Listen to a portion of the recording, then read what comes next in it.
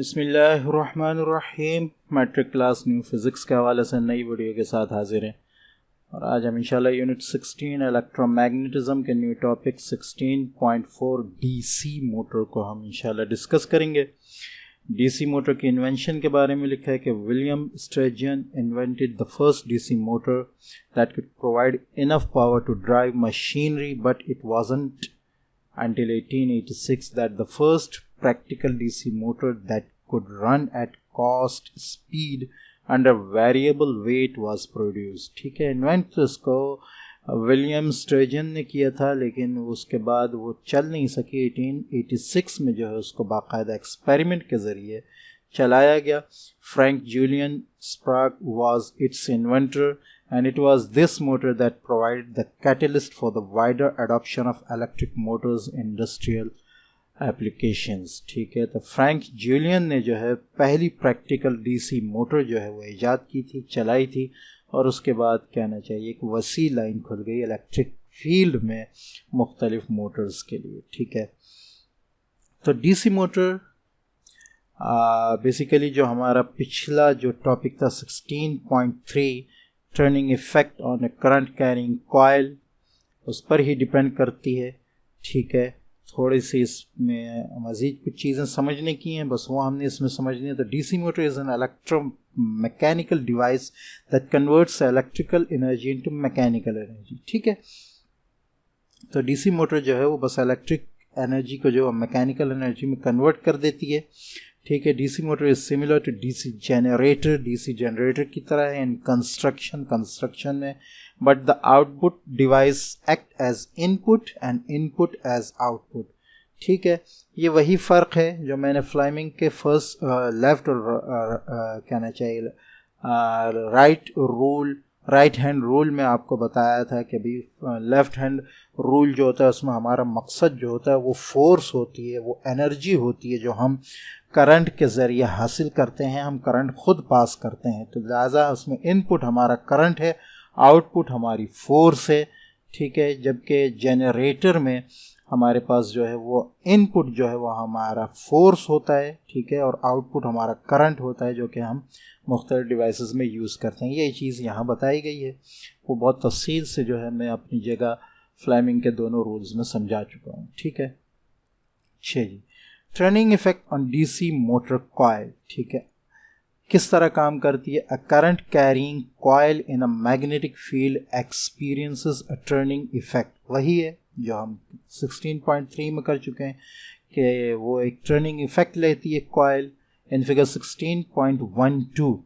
ठीक है, a rectangular coil ABCD carries a current in the magnetic field.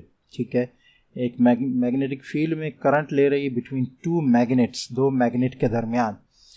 ये जिस तरह ये है, ठीक है, एक फोर्स उधर लेके जा रही है, एक फोर्स इधर लेके आ रही है। ठीक है, कॉइल घूमेगी, यही इसी तरह है जैसे ये कॉइल आपको नज़र आ रही है।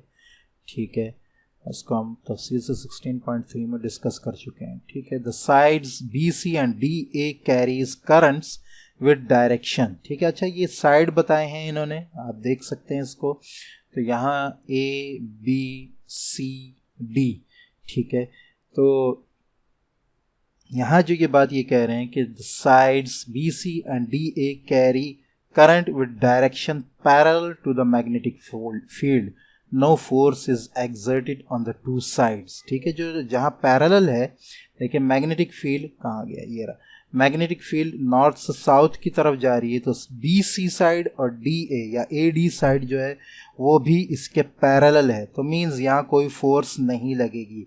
लेकिन AB साइड और DC साइड जो है ये परपेंडिकुलर है मैग्नेटिक फील्ड के, तो जब ये परपेंडिकुलर है तो उस पर फोर्स एक्ट करेगी। ठीक है, यही चीज़ बताइए। The side AB next to the south pole, यानी ये साइड आपका ये आ रहा है AB।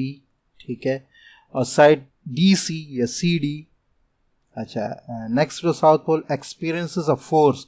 The direction of force can be determined using Fleming's left hand rule और द राइट हैंड स्लैप। आप इसको लेफ्ट हैंड रूल ही कह लें। ठीक है, उसका हम जो है वो डायरेक्शन चेक कर सकते हैं, वो तफसील से मैं समझा चुका हूँ। आई थिंक उसको मज़ीद समझाने की ज़रूरत नहीं है। The side CD experiences a force that acts in the opposite direction। तो जिस हिसाब से AB घूमेगा CD उससे के बिल्कुल ऑपोजिट हिसाब से घूमेगी। बस आपने ये याद रखना है, और ये बहुत तफसील से हम 16.3 में देख चुके हैं। The two forces acting in opposite direction on the two sides of the coil from a couple and producing a turning effect on the coil. Couple produce होगा जैसे 16.3 में हो रहा था, ठीक है, तो वो टर्निंग इफेक्ट देगा इनको, यहाँ टॉर्क पैदा करेगा, ठीक है। The forces are produced when the magnetic field due to the current in the coil combines with the external magnetic field to produce two resultant catapult fields around the coil, ठीक है। तो दोनों में, क्योंकि इसमें भी मैग्नेटिक फील्ड आई है, इसमें भी आई है, तो ये जो है इंटरेक्ट करेंगे और अट्रैक्ट या रिपेल करेंगे एक दूसरे को, ठीक है। तो मूवमेंट होगी यहाँ पे, यही बात यहाँ पे बताई गई है, ठीक है। Two important applications of the turning effect of a current carrying coil in a magnetic field. कहाँ कहाँ ये अप्लाई होता है, तो उसमें दो इम्पॉर्टेंट एप्लीकेशंस बता दिए हैं कि उसमें एक डायरेक्ट करंट मोटर है और एक मूविंग कॉइल गैल्वेनोमीटर है, जहाँ जो है वो turning effect of coil with current का जो एप्लीकेशन है वो यूज़ होता है, ठीक है। वहाँ वो ये दोनों चीज़ें, इन दोनों चीज़ों पर ये इफ़ेक्ट जो है वो अप्लाई होता है। तो ये थी आज का एक DC मोटर का मुख्तसर सा, ठीक है, आपके सामने तारुफ, ठीक है, टर्निंग इफ़ेक्ट के हवाले से। तो नेक्स्ट इंशाल्लाह हम जो है वो इलेक्ट्रोमैग्नेटिक इंडक्शन, इम्पॉर्टेंट टॉपिक है, इसको डिस्कस करेंगे। मिलते हैं नेक्स्ट वीडियो में, तब तक के लिए इजाज़त। अस्सलामु अलैकुम व रहमतुल्लाहि व बरकातुहू।